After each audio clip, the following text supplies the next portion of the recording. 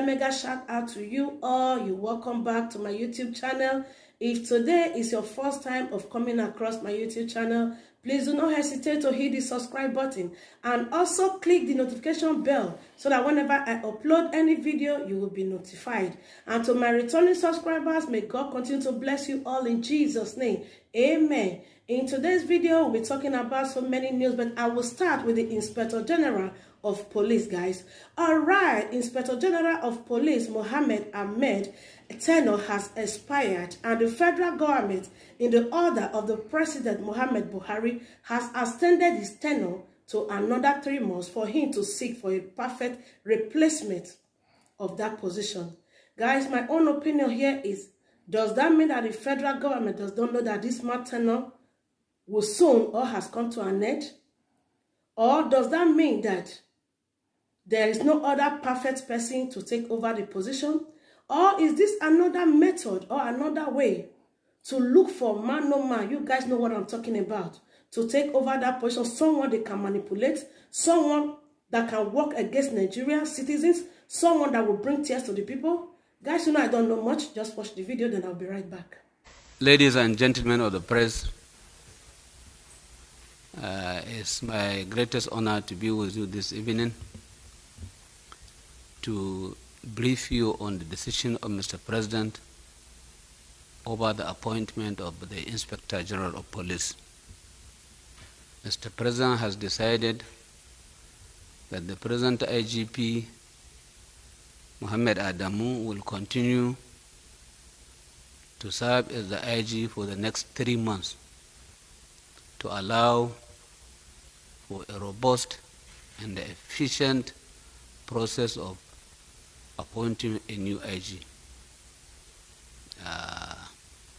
I think this is not unconnected with the desire of Mr. President to not only have a smooth handover, but to also ensure that right officer is being appointed into that position.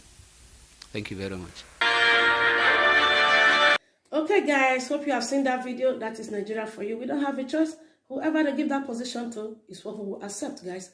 All right, let's move over to another news. The Kaduna State Governor, Nasir El-Rufai, has come out to address the issue of the insecurity in the state. That the citizens are no longer safe, that many of the citizens are crying up to him, that they are no longer safe because of the destruction of the properties and the massacre of whatever that is going on in the state, guys. Have a look at this video, then I'll be right back.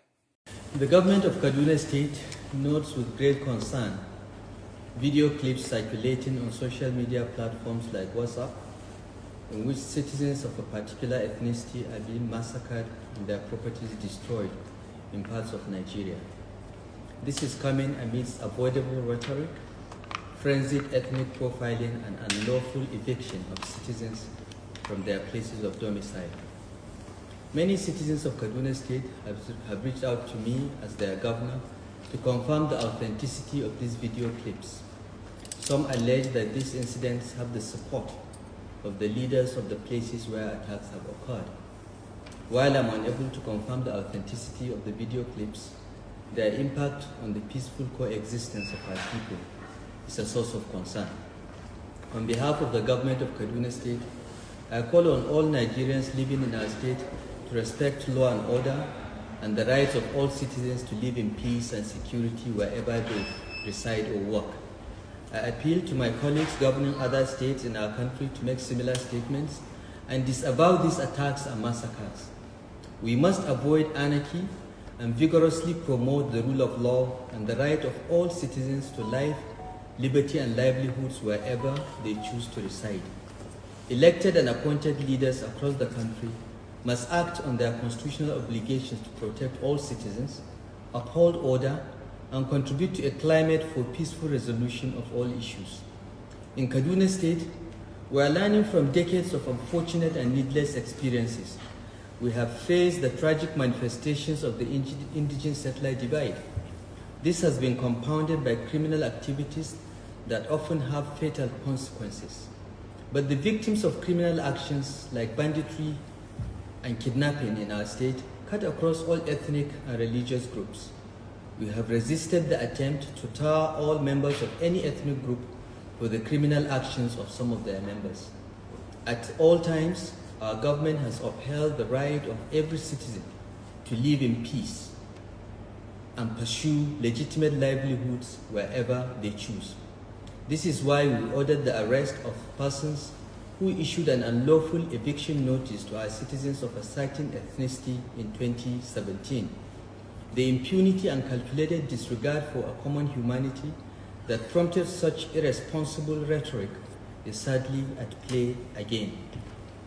The genuine fears felt by people across the country for their safety and security imposes a responsibility on all leaders to ensure that these anxieties are assuaged and urgent steps taken to relieve human misery and stop the criminal actions that menace our citizens and their property. This should be the top priority. It is time for governments and leaders at all levels to step in, exercise firm action, engage people, and ensure that the responsibility these dire times demand are not derailed by those who only see opportunity for their own myopic agendas. We cannot allow, by inaction or otherwise, the reign of anarchy where fear creates a tragic momentum of violence, blurring the lines between victims and perpetrators and complicating a difficult moment. We urge our representatives in the National Assembly to expedite action on the constitutional amendments that will usher in state and community policing, as this is the ultimate panacea for effective law enforcement nationwide.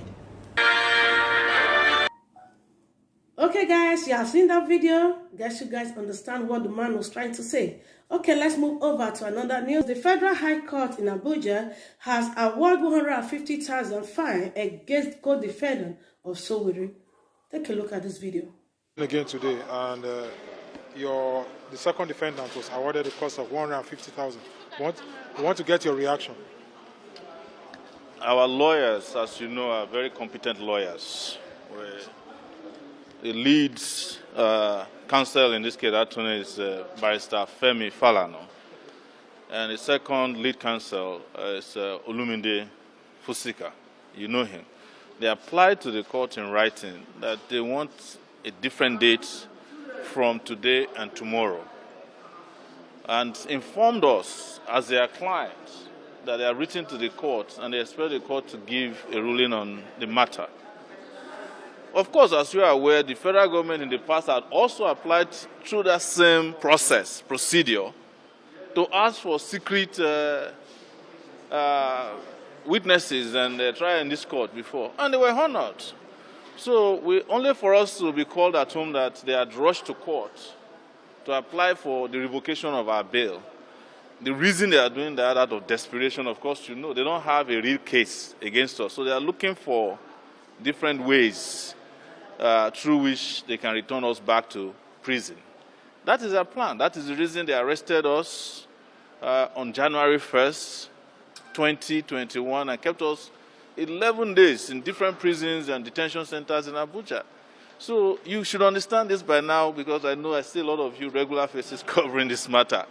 So, but we have to respect the position of the judge, who said, well, since in the past she had awarded costs against the federal government over this kind of delays, she's going to award the cost against the second defendant, a student in his 20s who can barely afford to eat, whose only crime is protesting against bad governance in the country, to pay 150,000. If they had awarded the cost against me, I would have told the judge practically in the court that I don't have money. I have not worked in a year and a half. And she's aware of that. So you can't even assess costs against me. If someone is a debtor and he doesn't have a way of paying his debt, well, a difficult decision has been made. But again, don't let us be distracted by all this.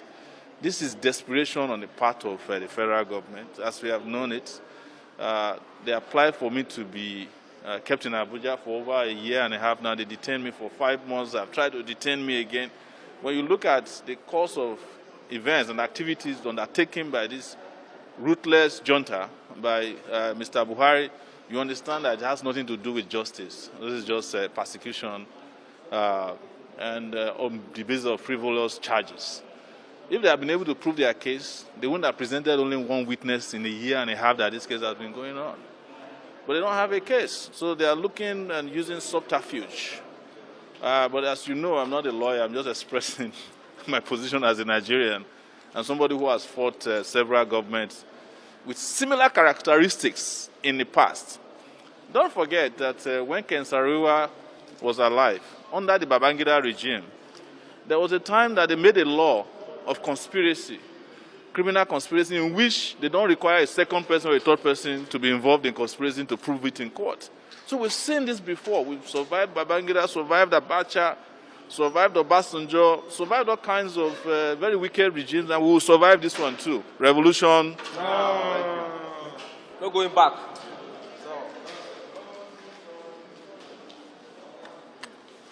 Your reaction to today's trial that failed to go on, and the award of cost against one of your clients? The matter could not go on today. It couldn't go on the previous day too. The previous day was the 25th day of January 2021. Couldn't go on that day because we lost the judge on that date, Justice Ibrahim Watil. And on that basis, the court was forced to adjourn. It was hoped, because on that day we were ready, the defense was ready, and the defense was ready, and the defendants were also ready.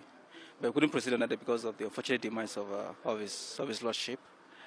The matter was adjourned till today and tomorrow for constitutional hearing. But unfortunately, the second defendant could not make it to court today. And on that basis, we applied for another date to hear the matter proper. We also done a letter earlier on in respect of that, as to vacate this date and give a more convenient date, subject to the court's convenience. But the court felt there was no sufficient reasons why the second defendant should not be in court today. So on that basis, the court awarded cost against the second defendant for his inability to be in court today. We're ready for the trial. We've always been ready for the trial. We've always maintained it that the defendants in this matter, as far as we're concerned, has done nothing wrong. They've only exercised their fundamental human rights under the Constitution by protesting.